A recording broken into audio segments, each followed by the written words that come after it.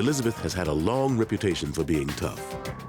And when HBO debuted The Sopranos in 1999, that reputation only grew.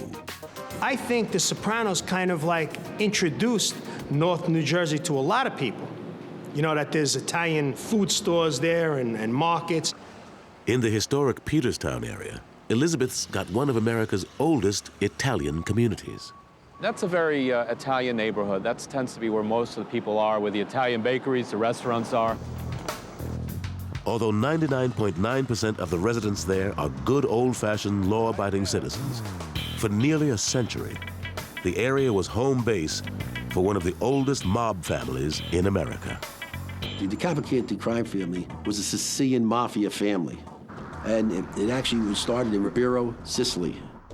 The family goes back 100 years, and the DeCavalcante crime family is named after Sam the plumber DeCavalcante.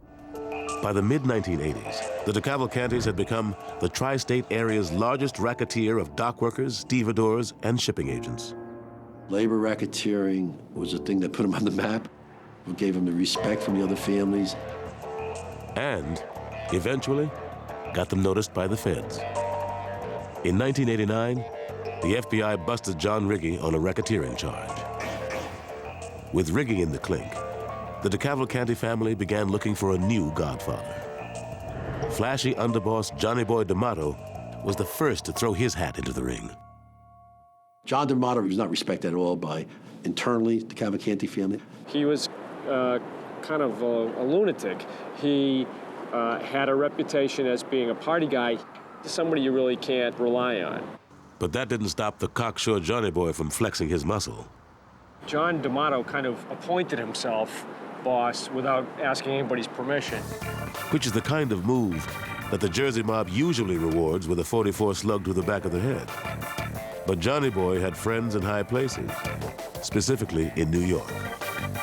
The type of friends who had the power to keep Johnny Boy in charge and alive, at least for a while. He had a trump card few in the family could match. He had made himself very close with John Gotti, the Gambino family boss, and he was using basically Gotti's power to kind of take over the family. With the demon of Mulberry Street in his corner, no DeCavalcante soldier had the nerve to challenge Johnny Boy. D'Amato was becoming very, very close to John Gotti, and this annoyed the hierarchy of the DeCavalcante crime family. Whether he was a bona fide mob boss or just John Gotti's lapdog, the FBI was watching every move Johnny Boy made. The FBI dug extremely deep in their hunt for John D'Amato. They were watching him from different locations. They were following everywhere he went. With the feds sticking so close to him, it was clear that Johnny Boy was running scared. I used to get in the car with him all the time, and he would tell me, like, not to speak in the car. He would put his finger up to his mouth, like, don't talk. Johnny's paranoia only heightened when John Gotti got pinched. Because John Gotti was arrested. John D'Amato thinks he's next. He came to my home, and he was in and out of my house for maybe a couple of minutes. In October of 1992, after leaving his girlfriend Tina S.'s house, the Cavalcante family godfather, Johnny Boy D'Amato, vanished without a trace. At first, everyone thought Johnny Boy was laying low until the heat from the feds cooled off. Then a few weeks passed, then a few months. Pretty soon, a year had gone by, and there was neither hide nor hair of Johnny Boy. Across gangland, the rumor mill started to churn. He was maybe a rat, who knows? Bottom line thing with the mob is as long as you earn and make the money, you can do it, you know, whatever you want, as long as you don't disrespect. As for the title of DeCavalcante Godfather, that honor passed quickly to the family's top earner, Vinny Ocean. He's a pretty smart guy. He never finished high school, but he's pretty clever, and what he's really good at is figuring out weaknesses. He found weaknesses in other people and took advantage of that and made a lot of money for the DeCavalcante family. He had Wickles, he had other rackets going on, the stock scams. They became very sophisticated. So sophisticated that in 1999, when HBO debuted a mob show set in the port cities and bedroom communities of North Jersey, folks in Elizabeth couldn't help but speculate. There's a very amusing FBI surveillance tape of the DeCavalcante family discussing The Sopranos and critiquing it. They are convinced that the show is them. The DeCavalcante family basically watching The Sopranos episode by episode and pointing out various aspects of their own lives. But whereas The Sopranos eventually sniffed out their rat, the DeCavalcantes never did. And in October of 2000, the feds began using their wiretap evidence to issue indictments against the family. We arrested 40 members of organized crime. Included in that bunch were hitman Anthony Capo, consigliere Stefano Vitabli, and new godfather Vinny Ocean. But to go from indictments to convictions, the feds would need more than just wiretaps. Without the testimony of cooperating witnesses, the feds would not have made convictions in many of these cases. A troubled Don like Johnny Boy might rat out his former crew, but certainly not hardliners like Vitabli, Capo, and Vinny Ocean. They were Sicilian Mafia. You didn't hear too many Sicilian mafiosi talk. They're dedicated to the cause, and they know they're going to die in jail, they'll die in jail. At least, that's what everybody thought. Anthony Capo's went first. Anthony Capo decided to cooperate, and this is kind of the thing that it all came crashing down once this came out. In exchange for reduced jail time, Capo divulged all the family business. Drug trafficking, gambling, loan sharking, labor racketeering, even the famous pump and dump. The DeCavalcante operation was sinking fast, and soon, all the rats were jumping ship. They had him on just about everything. If you can think of a scam, they got him on it. Including a charge no one expected: the murder of former boss, Johnny Boy D'Amato. On April 21st, 2003, the trial against Stefano Vitabli and his two goons opened in U.S. District Court.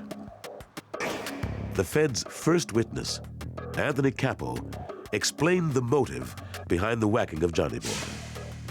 And it was definitely not what everyone expected. At the same time that the government was picking off members of the DeCavalcante crime family one at a time, indictments here and indictments there, rumors about John D'Amato's sexuality. From time to time, him and his mistress would visit swing clubs where apparently he advanced upon men and engaged in homosexual activity. According to Capo, he heard about Johnny Boy's sexual escapades from Johnny's own gumara, Tina S. Back in 1991, Tina confessed to Capo a sexual encounter she and Johnny took part in at an after-hours club off Fifth Avenue. Johnny wanted to watch me with another man, and I didn't want to, and he insisted. So when Johnny insisted, you had to do it. And as I was doing it, he got up, and he stormed out of the room.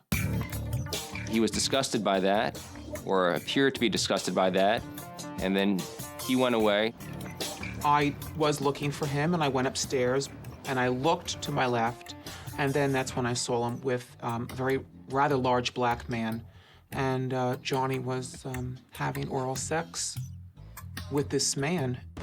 It was a story that obviously didn't sit well with Capo. Anthony didn't even want me to finish what I was saying, and I was like, no way, absolutely not Johnny.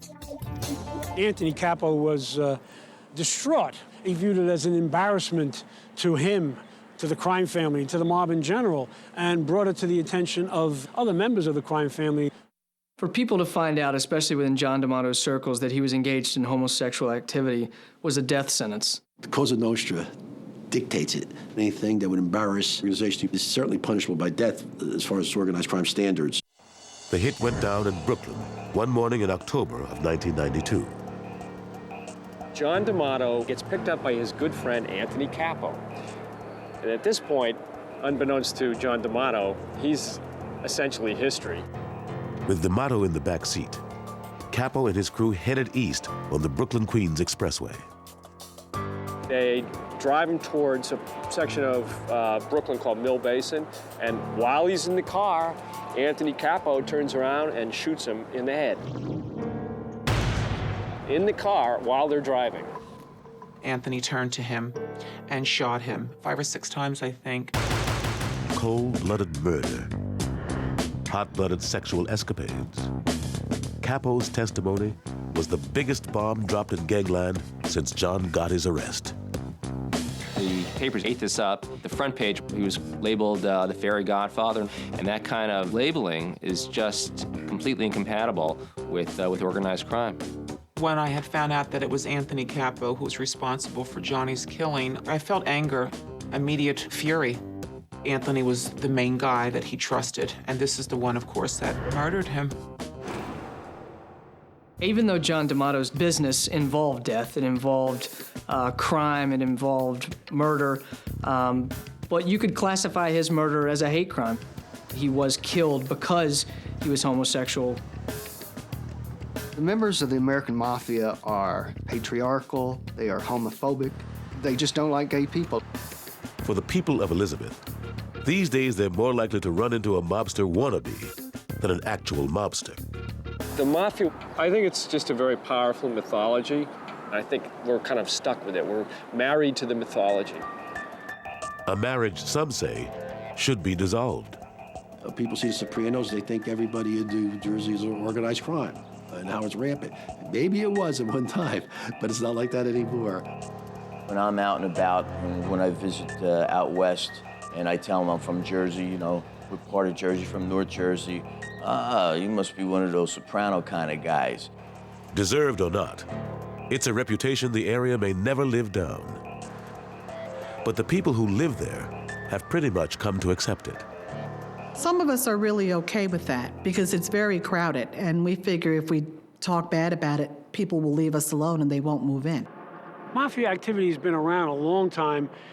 People in New York and New Jersey have learned to live with it, but I think its clout has diminished. The feds have certainly put a dent into their criminal activities, but they're still out there making a buck any way they can.